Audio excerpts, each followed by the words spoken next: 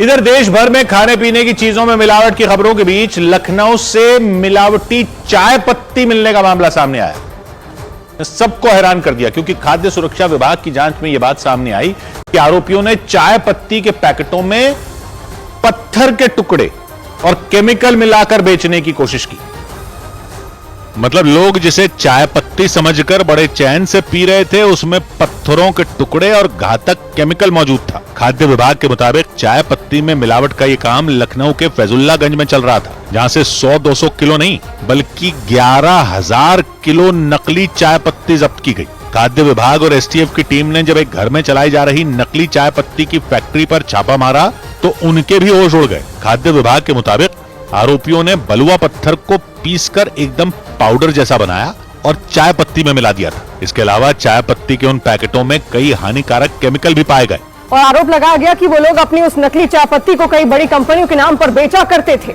मतलब पैकिंग होती थी चाय पत्ती की बड़ी कंपनियों की, उसमें चाय पत्ती होती थी मिलावट वाली, और ऐसे पैकेटों से भरी बड़ी बड़ी बोरियां उस मकान के कमरे में रखी दिखी। दावा किया गया कि इस नकली चाय पत्ती की सप्लाई सिर्फ लखनऊ नहीं बल्कि आसपास के 18 जिलों में धड़ल्ले से की जा रही थी। इसी वजह से वहां से 11,000 किलो का माल जब्त किया गया। सौभाग्य की एक बात यह कि अब चाय भी नकली पकड़ी गई। दूध, पनीर, मावा, मसाले, दवाइयां सब नकली मिल ही रहा था। लखनऊ के फैजुल्लागंज में नकली चाय की फैक्ट्री पकड़ी गई। किससे बना रहे थे चाय मालूम? पत्थर से, रेतीले पत्थर से।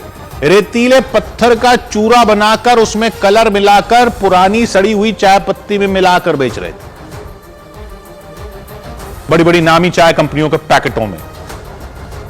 इस एक फैक्ट्री से मालूम है कितनी चाय पत्ती मिली है? कितनी चाय पत्ती पकड़ी गई? 11,000 किलो।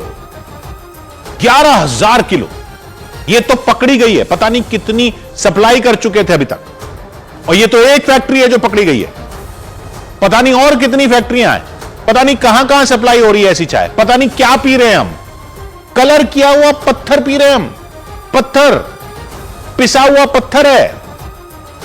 घर में सुबह बनाओ तो चलो आपको खुशबू वगैरह ना होने पर कोई शक भी हो जाए, लेकिन ये जो हर गली नुक्कड़ की चाय की दुकानों पर चाय बन रही है, ये पता नहीं किस पत्ती से बन रही है।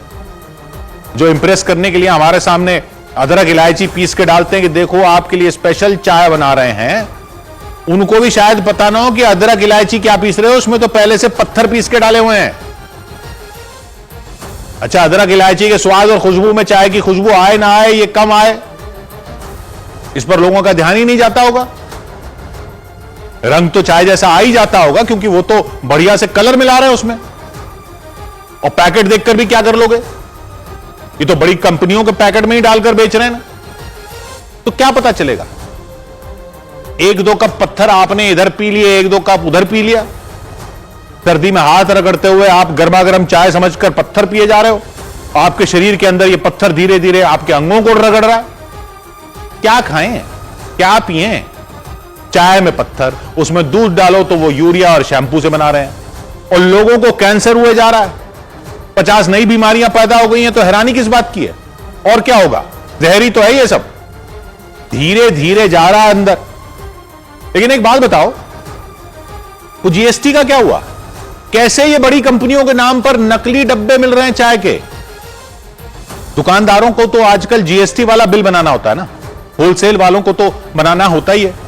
ट्रकों में माल जाता है तब भी तो विभाग वाले जीएसटी पेमेंट चेक करते हैं, जिससे पता चलता है कि फला सामान के फला डब्बे फैक्ट्री से चले और बॉर्डर क्रॉस करके राज्य की फला जगह पहुंचे, वहां उतारे गए, फिर वहां से स्टॉकिस्ट के पास गए, फिर वहां से होलसेलर के पास गए, फिर किराने की दुकान तक पहुंचे। ये सब तो जीएसटी नंबर देकर काम कर रहे हैं ना। तो जब ये सारा माल ही नकली बन रहा है तो ये कैसे नहीं पकड़ा जा रहा? शुरू से लेकर आखिर तक किसी पॉइंट पर भी पकड़ा नहीं जा रहा, तो ये अधिकारी लोग कर क्या रहे हैं? पब्लिक मान ही नहीं सकती कि ये सब बिना घूसखोरी के चल रहा होगा। चाय में काला नहीं है, पूरी चाय काली है ये। सौभाग्य की एक बात,